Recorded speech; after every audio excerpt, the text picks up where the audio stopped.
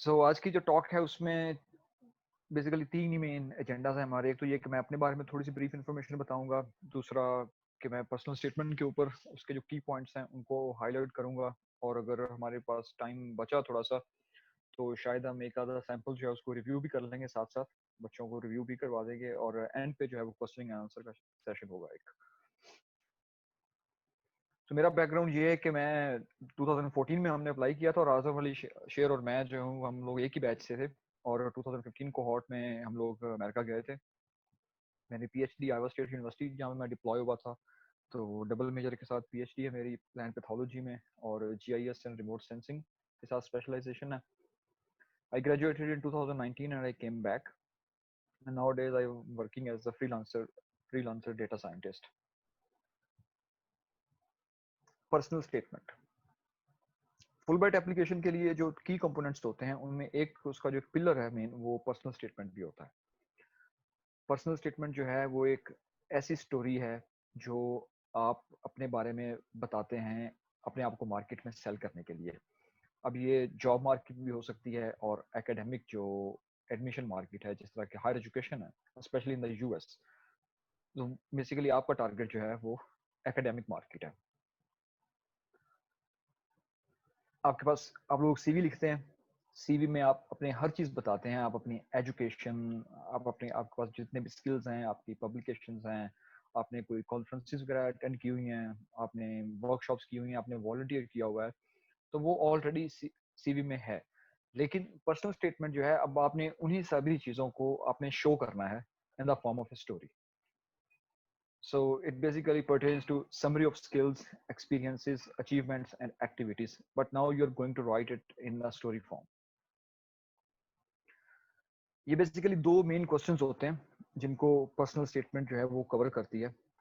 पहला क्वेश्चन ये कि how are you able to achieve your research goals.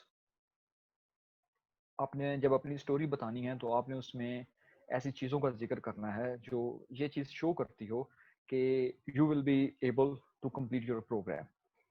क्योंकि यूएस फ्रैंकली जो एजुकेशन है यूएस में वो इतना इजी नहीं है। उसके लिए भी उनको वो लोग चाहिए जो एटलीस्ट जिनको वो सिलेक्ट तो करें लेकिन वो वहाँ जाके अपनी एजुकेशन कंप्लीट भी कर सकें। और ये सभी चीज़ें आप किस काबिल हैं, आप इस काबिल हैं या नहीं है, ये आप अपनी पर्सनल स्टेटमेंट में ही बताते हैं।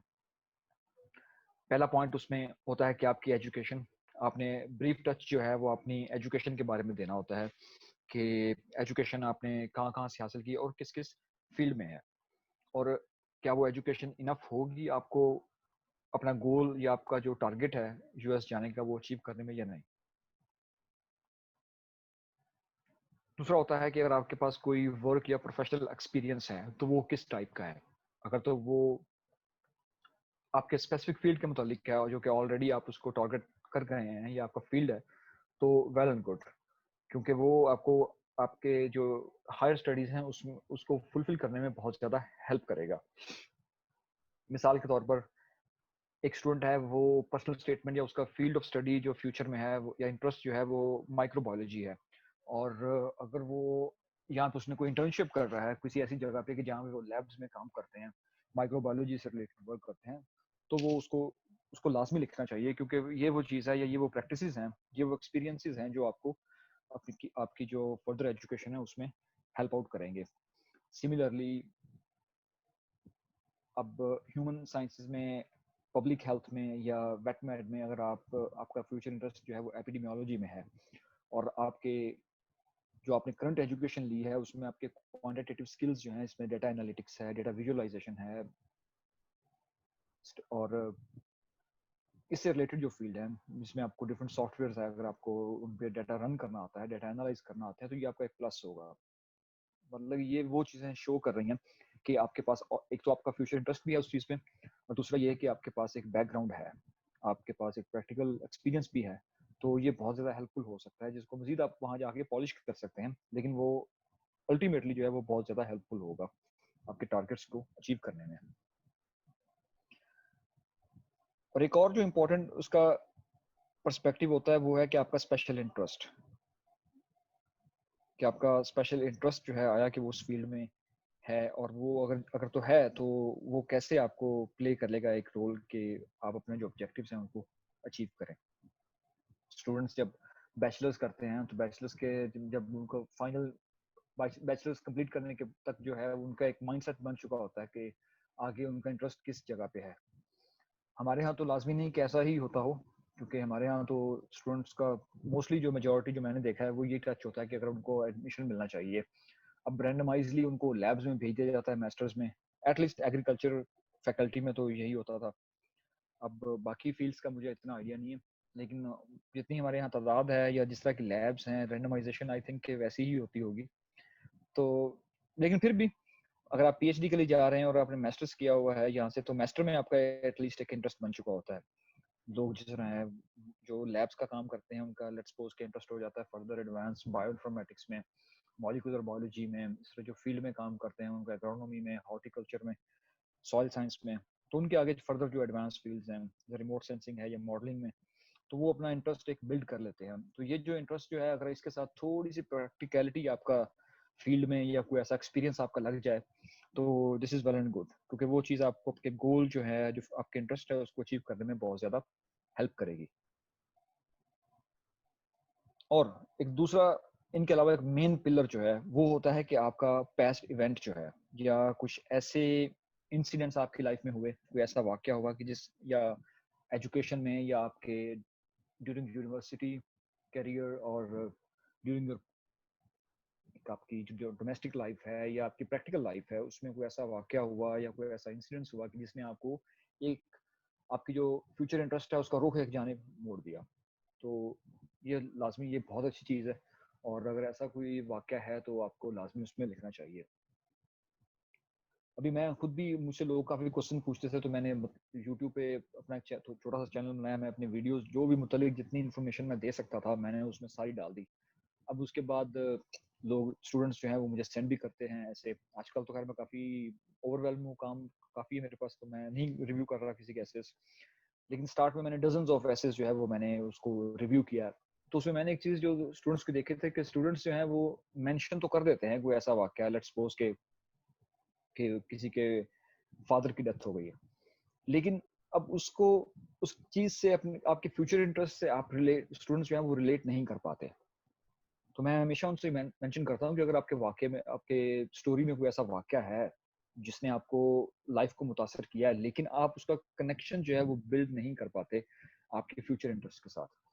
तो पहली बात तो ये है कि ऐसा मोस्टली वो स्टोरी या वो इंसिडेंट लेके आएँ कि जिसका आपके फ्यूचर इंटरेस्ट के साथ जो है वो कोई कनेक्शन हो। लेट्स सपोज़ मैं आपको एक एग्रीकल्चर की एग्ज़ाम्पल देता हूँ कि एक स्टूडेंट है जो कि एग्रीकल्चर बैकग्राउंड से है। अब उसने किसी इंसेक्ट पे या किसी पेस्ट पे या किसी डिजीज पे या वीड्स पे वगैरह पे काम करना है या यील्ड पे वो काम करना चाहता है। तो वो रिलेट करता है जी कि मैं खुद भी रूरल या एग्रेरियन बैकग्राउंड से हूँ, एग्रीकल्चर फैमिली है मेरी।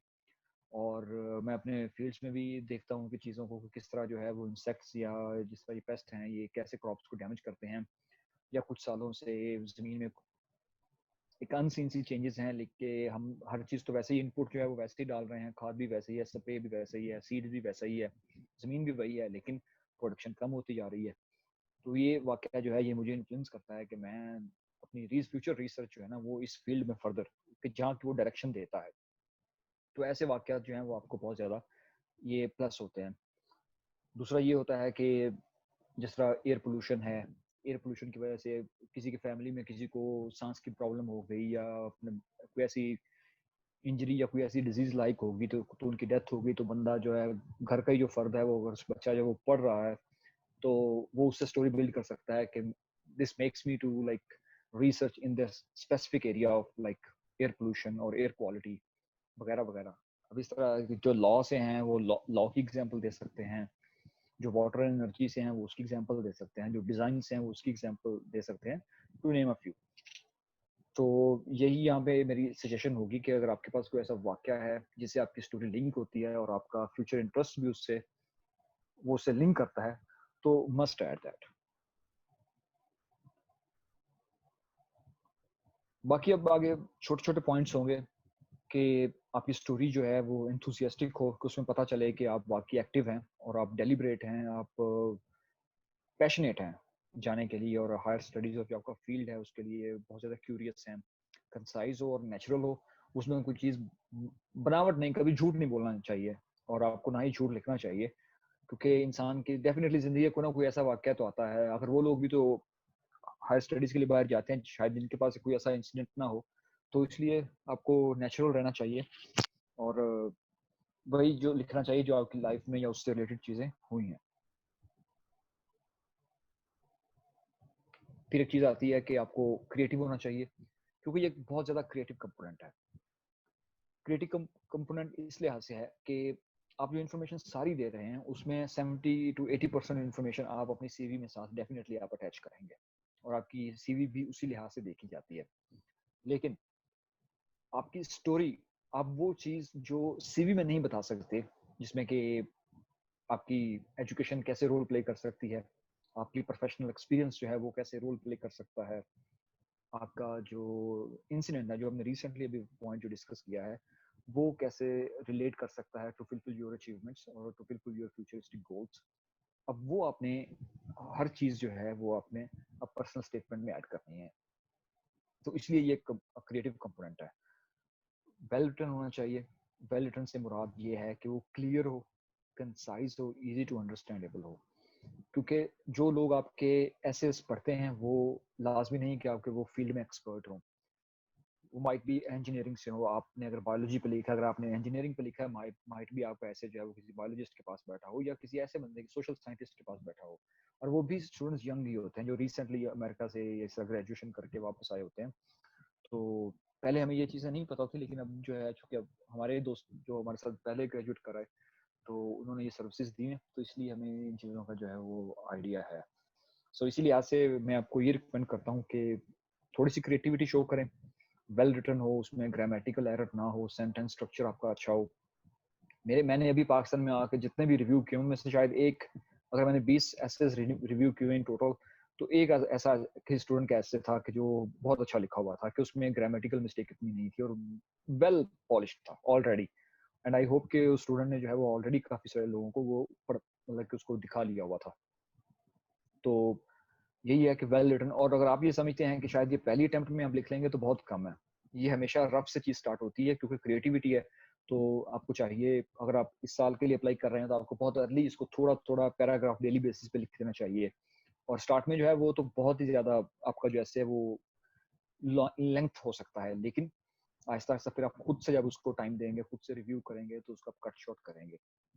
फिर एक पॉइंट ये है कि जब आपने अपनी तरफ से हर चीज़ मुकम्मल कर ली हुई है, अब आपको कोई एरर उसमें नज़र नहीं आ रहा, तो फिर आप अपने दोस्तों को सेंड कर सकते हैं, ऐसे लुमिनाइज को सेंड कर सकते हैं जो ऑलरेडी फुल ब्राइट पे वापस स्टडी करके आए हुए हो, या आपको लगता है आपके फैमिली में कोई ऐसा बंदा है जिसकी इंग्लिश अच्छी है, आप उसको दिखा सकते हैं, ताकि वो एटलीस्ट उसका जो सेंटेंस स्ट्रक्चर है वो क्लैरिटी भी लेके आ सकते हैं। और कोशिश करें कि एक या दो मरतबा इसको एक ऐसे बंदे से आप लाजमी गो थ्रू करवाएं जो कि आपके फील्ड का एक्सपर्ट नहीं है, क्योंकि अगर उसको समझ आ गया ना आपका ऐसे, तो इसका मतलब है कि आपने ऐसे जो है वो बिल्कुल क्लियर लिखा हुआ है और एरर फ्री है। बाकी ये है कि आप ऐसी जो जार्गन्स यूज कर सकते हैं, जैसे मैं एपिडेमियोलॉजिस्ट हूँ तो मैं ऐसे वर्ड्स यूज कर सकता हूँ, जैसे पेंडेमिक है, स्पोरेडिक है, लेकिन ये कि मे बी वो नॉर्मल लाइफ में लोग ना यूज करते हो या किसी और फील्ड में उनका मतलब जो है वो और हो। तो if you are getting your essays reviewed by like any other field member, तो वो आपको एक अच्छा इनपुट जो है वो दे सकता है।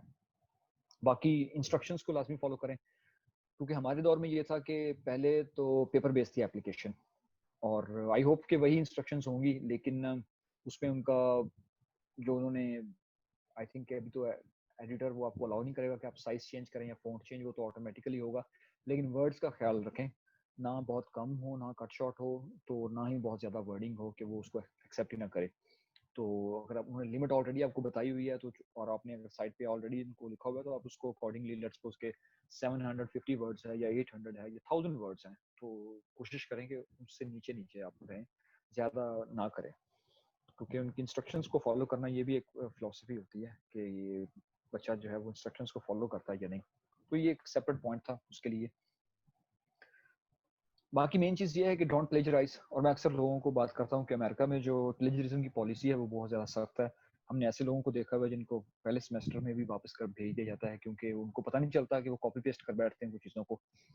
तो नेवर प्लेजराइज। अगर कोई बंदा अपने या कोई स्टूडेंट अपने एसेज आपके साथ शेयर करता है तो डोंट कॉपी पेस्ट इट, क्योंकि फुलब्राइट में जो है वो आई थिंक कि वो तो अभी तो आपकी एप्लीकेशन जो है वैसे ही ऑनलाइन है, तो वो वैसे ही गुजर जाती होगी, तो शायद वो तो आपको इंटरव्यू के लिए भी कॉल ना करें। तो अगर नहीं तो वो चूंकि वो रीड करते रहते हैं तो उनको स्ट्रक्चर जो है या कुछ चीज़ें उनको समझ आ सकती है। और बाकी in any point in the US अगर उनको पता चल जाए कि आपने एप्लीकेशन में प्लेजराइज किया था तो वो वहाँ से भी आपको वापस भेज सकते हैं, because they have no compromise on plagiarism policy. बाकी कुछ हम जनरल क्वेश्चन एंड आंसर में आप पूछ सकते हैं, और अगर मैंने कुछ चीज़ डेफिनेटली काफ़ी आपके क्वेश्चंस होंगे आई होप, तो उसमें अब हम खोलते हैं उसको क्वेश्चन आंसर सेशन को। और ये है कि आपने जब भी अपना कंपोनेंट जो है वो इसको तैयार करना है तो उसका एक खास कोई स्ट्रक्चर नहीं है कि अगर आप कहें जी कि मैंने यहीं से इसकी ओपनिंग करनी है। आप में से कुछ स्टूडेंट ऐसे होंगे जो अखबार पढ़ते होंगे, कॉलम्स पढ़ते होंगे, कुछ ऐसे होंगे जो इंग्लिश में, जैसा डॉन है या डेली टाइम्स है, दी न्यूज़ है, एक्सप्रेस ट्रिब्यून है, उसमें पाकिस्तानी जो है न्यूज़ पेपर मेरे तो ज़हन में भी यही हैं, तो उसमें ओपैड्स जो हैं अपोजिट टू एडिटोरियल जो लोग ओपिनियंस लिखते हैं उसमें वो पढ़ते होंगे। अब मैं डॉन में 3-4 लोगों के ओपिनियंस जो है वो पढ़ता हूँ, तो हर बंदा अपने स्टाइल से लिखता है, किसी एक का कॉन्साइज नहीं है। मेन जो स्ट्रक्चर है वो थोड़ा सा सेम हो सकता है कि ये ओपनिंग है, ये क्लोजिंग है, ये उसकी बॉडी पैराग्राफ्स हैं, लेकिन उनके लिखने का अंदाज हर ऑथर का, हर राइटर का एक अपना होता है। तो इसलिए ये तो इसलिए तो आपने वरी नहीं करना कि मैंने उसी अगर एक बंदे की सिलेक्शन हुई है तो उसने ये लिखा था तो मुझे भी वही पैटर्न जो है वो फॉलो करना चाहिए, उसी तरह की मिलती जुलती चीजें नहीं, ऐसी नहीं। आप कभी सोच रहे हैं बैठे हैं खामोशी में, तन्हाई में, कभी चाय पीते हुए, जब आप अकेले हैं तो सोचिए आपके पास बहुत सारी स्टोरीज जो हैं वो निकल आएंगी। आपने एक ऐसे अपनी तरफ से प्रिपेयर कर लिया है, लेकिन अब उसको पॉलिश करना है तो वो पॉलिशिंग वो एक सेकंड फेज होता है, तो उसमें मैंने आपको इंस्ट्रक्शंस दिए हैं, खुद से ब्रेनस्टॉर्मिंग करें, स्ट्रक्चर चेंज करें और कोशिश करें 2 या 3 लोगों को वो पहले दिखा लें जिनकी इंग्लिश अच्छी हो, कोई एक आधा बंदा आपके फील्ड का हो जो इस चीज़ को वाकई बता सके कि हाँ ये चीज़ें फ्यूचर में भी हैं, अच्छी हैं, ये रिसर्च साइड, क्योंकि आपने कुछ ना कुछ तो मेंशन करना है इसमें कि आप फ्यूचर में क्या करना चाहते हैं। और आपके नॉन टेक्निकल लोग भी हों जिनसे आप रिव्यू करवाएं कि जिनको आपके स्टोरी समझ आ जाए, इसलिए हम इसको स्टोरी कहते हैं। तो इसलिए don't worry about the layout, उसमें आपकी अपनी स्टोरी होनी चाहिए, एक उसमें क्रिएटिविटी हो। अब एक बड़ा मशहूर मुहावरा है कि there are many ways to touch an elephant, तो ये वही बात है कि आप हाथी को कहीं किसी भी साइड से हाथ लगा सकते हैं, तो आप अपनी स्टोरी जो है वो कहीं से भी शुरू कर सकते हैं, कहीं पे भी आपको आप उसको एंड कर सकते हैं, लेकिन उसमें आपने जो चीज़ बतानी, आपका जो मैसेज हो वो कैची हो, इंटरेस्टिंग हो कि जो रीडर है उसको उसको दिल करे कि हाँ भी मैं पढ़ूँ इसको फर्दर, वो ये ना हो कि पहले पैराग्राफ से ही वो उसको साइड पे उठा के रख दे। तो 2014 में जब हमने अप्लाई किया था तो अराउंड 1400 आई गेस कमोबेश एप्लीकेशंस थी, जिनमें 380 को स्क्रीन किया गया था जस्ट फॉर इंटरव्यू। तो अभी तो आई थिंक वो बहुत ज़्यादा उनकी एप्लीकेशंस होगी, क्योंकि अभी जिस तरह लोग बहुत ज़्यादा गाइडेंस प्रोवाइड करते हैं, पहले तो हमारे तो उस टाइम पे इतना होता ही नहीं था, तो इसलिए आपका कंपटीशन आई आई बिलीव कि बहुत ज़्यादा टफ है, क्योंकि आप लोगों को इन्फॉर्मेशन भी ज़्यादा है, आप लोगों के पास इंस्ट्रक्शंस भी, गाइड भी अब ज़्यादा है, और ज़्यादा से ज़्यादा चूँकि लोग अप्लाई करेंगे, और स्कॉलरशिप की तादाद जो है वो मुख्तसर है, वो 150 है, तो इसलिए आपको क्रिएटिव हो के आना है, आपको क्रिएटिव एक स्ट्रॉन्ग स्टोरी आपको लेके चलनी है। तो अभी हम ओपन करते हैं यानी क्वेश्चंस के लिए सेशन। मौसम थैंक यू सो मच, बहुत अच्छा सेशन था।